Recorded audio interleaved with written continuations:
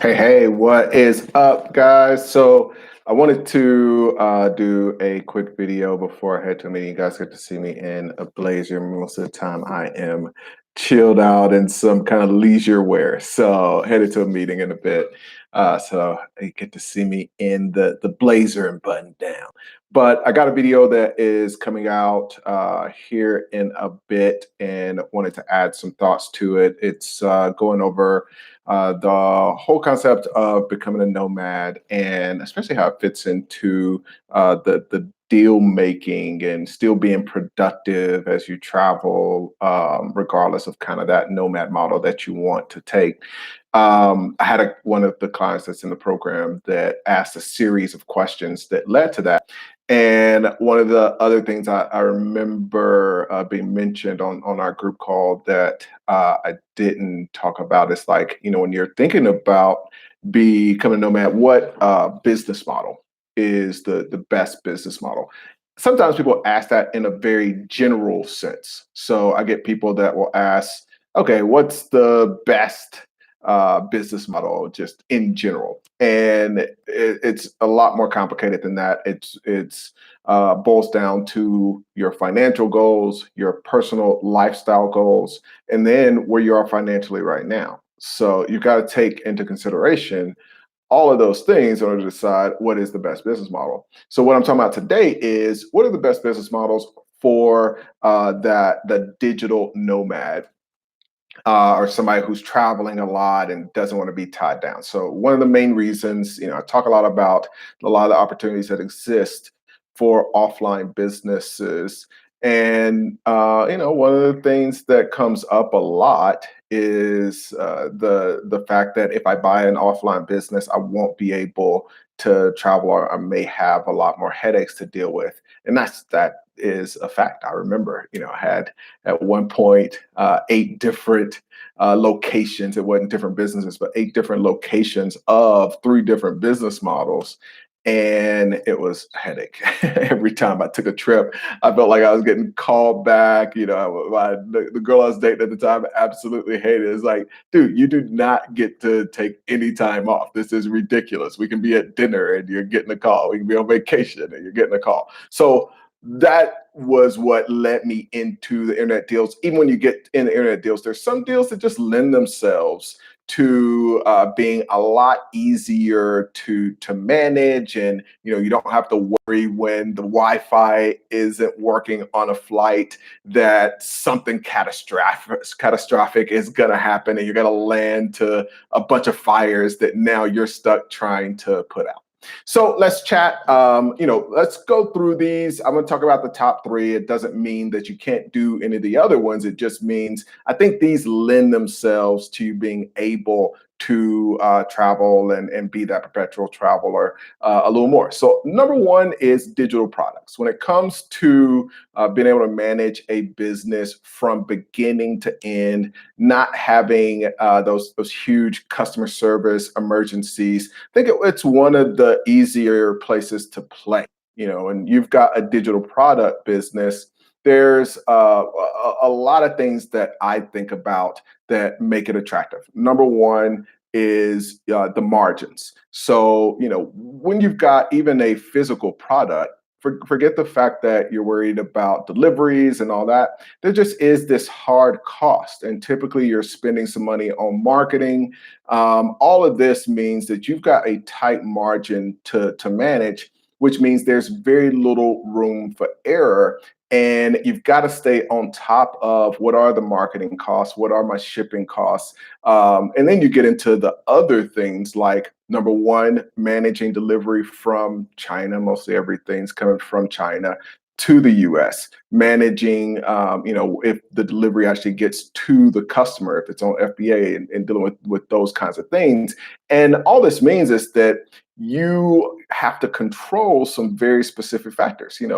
if you want to provide really great customer service, being available is important. Having your employees that can get in contact with you, and then you get into, okay, what time zone am I going to be in, and if I can't immediately respond to an emergency, what are my responsibilities? Now, obviously, there are plenty of folks that manage drop shipping. I think in e-commerce specifically, drop shipping is one of the easier ones to do, but that also means that there's a lot more competition.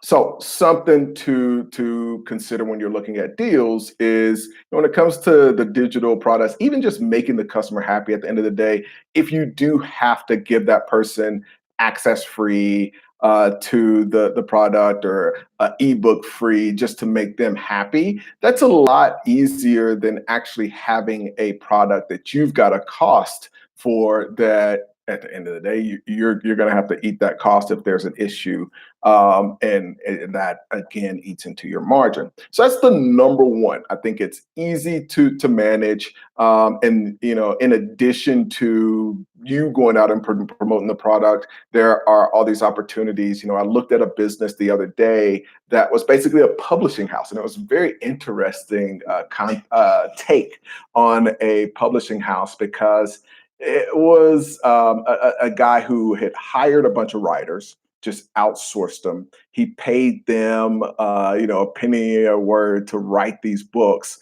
and they basically took the books and put them on Amazon.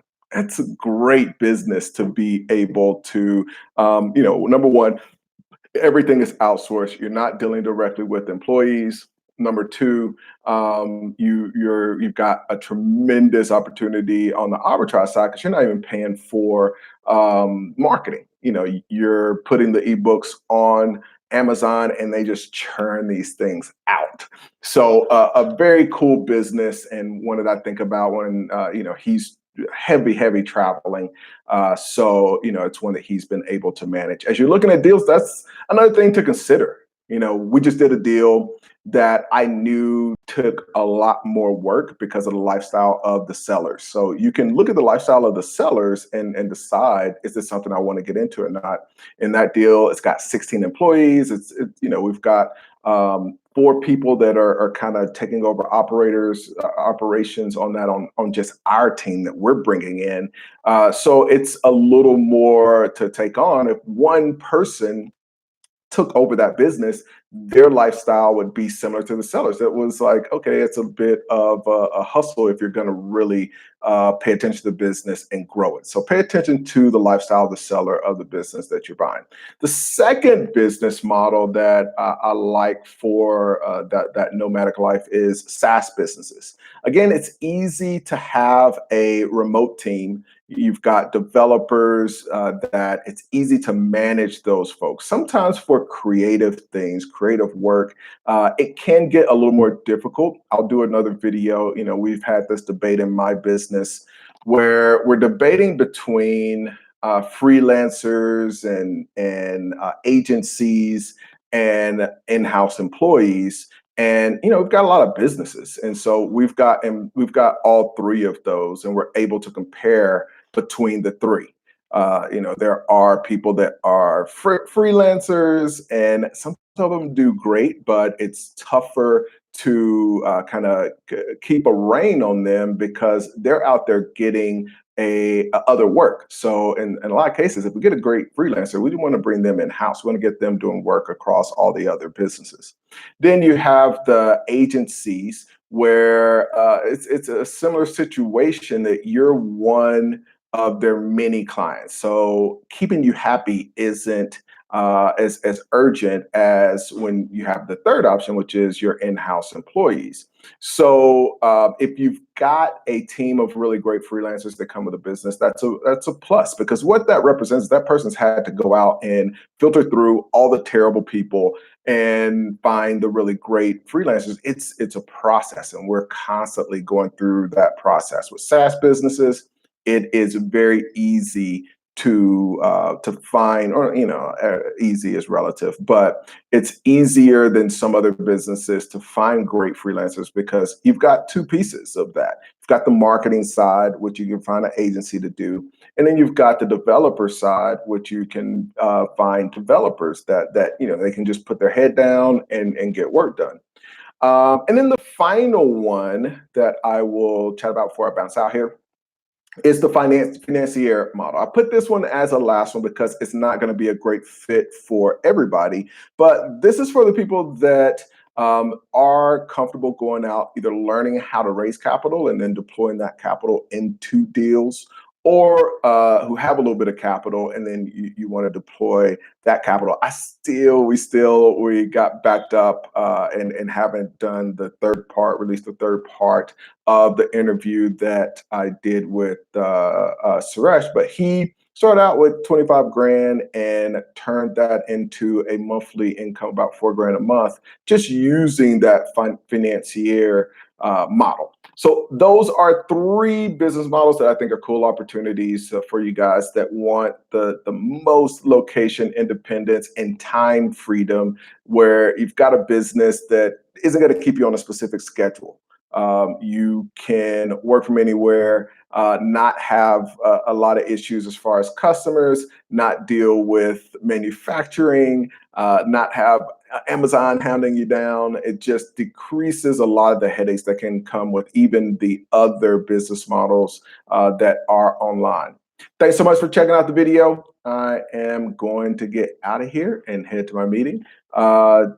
Feel free to subscribe, hit the notification. I've got some time over the holidays. This is the slowest period of deals, so I'm going to be cranking out a bunch of content for you guys. Got some great questions in the comments that I'm going to get to. Keep those coming. If you have questions around this, feel free to put those down below. Thanks so much.